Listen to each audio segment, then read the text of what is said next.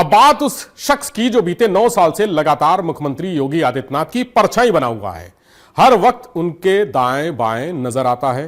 वो शख्स जो अब तक मुख्यमंत्री योगी आदित्यनाथ की हर कसौटी पर खरा उतरा है, जो मुख्यमंत्री का सबसे भरोसेमंद सिपहसालार है।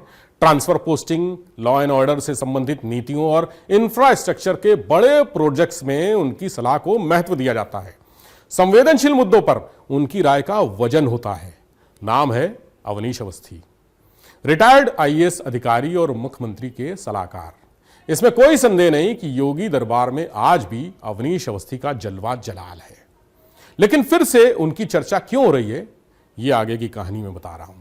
हाल ही में मुख्यमंत्री योगी आदित्यनाथ के सरकारी आवास 5 कालिदास मार्ग पर आमोत्सव का आयोजन हुआ। चुनावी माहौल है, मीडिया से संवाद, समन्वय और साथ जरूरी है।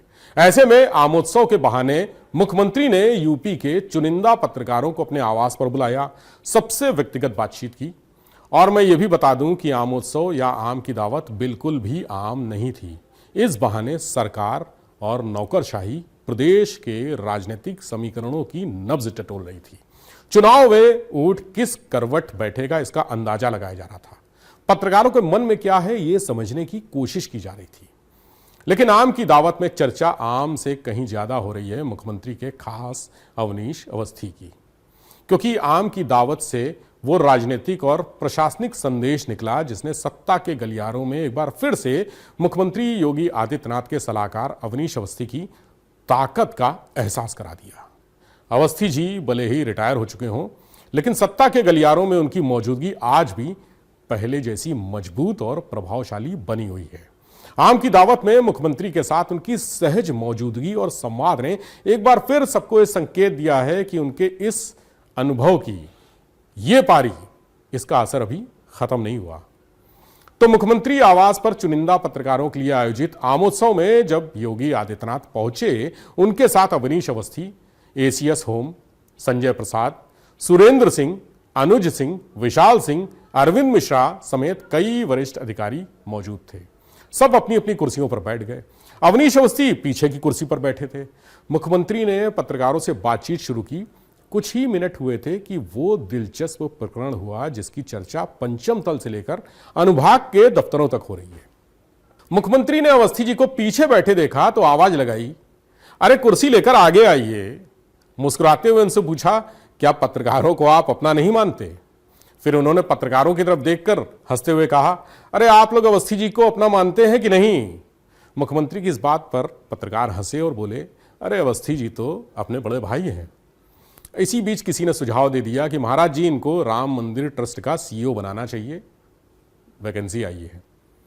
खैर, अवस्थी जी की कुर्सी आगे आई तो जलवा भी आगे आया। गंभीर चर्चाओं से माहौल थोड़ा हल्का हुआ। आम सबने खाए, लेकिन सबसे मीठा लम्हा वही था जब सीएम ने अपने सलाहकार को सिर्फ सलाहकार नहीं, अपना मानकर उनकी कुर्सी आगे करवाई। मुख्यमंत्री ने आगे मुस्कुराते हुए कहा कि अवस्थी जी अभी मेरे साथ मीटिंग में थे, इसलिए पैंट शर्ट में हैं, नहीं तो इस समय घर पर धोती कुर्ता में होते और एक टीका लगाए होते। यहां मुख्यमंत्री जी की बातों के पीछे का इशारा कुछ समझने वाला है। मुख्यमंत्री ने अवनीश अवस्थी की वफादारी का गुणगान किया और उनकी नई संभावित भूमिका की तरफ भी इशारा किया।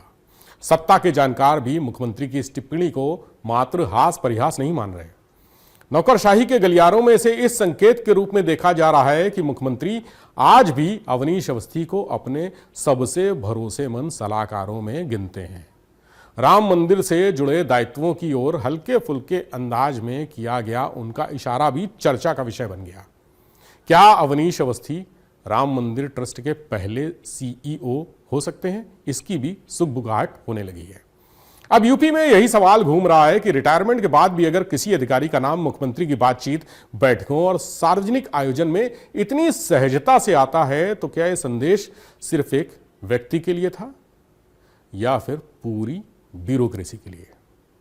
फिलहाल जिस तरह आमोत्सव में आम की मिठास से ज्यादा चर्चा अवस्थी फैक्टर की रही, सत्ता के गलियारों में संदेश साफ पढ़ा गया कि कुछ रिश्ते सरकारी सेवा के साथ खत्म नहीं होते, बल्कि भरोसे की बुनियाद पर और मजबूत हो जाते हैं। चुनाव से पहले की यह गपशप बता गई कि सत्ता का असली केंद्र कौन है। फाइलें बदल जाती हैं, अफसर बदल जाते हैं, कुर्सियां बदल जाती हैं, लेकिन अवस्थी फैक्टर आज भी योगी सरकार में फुल एक्टिव मोड में है, आगे भी रहेगा।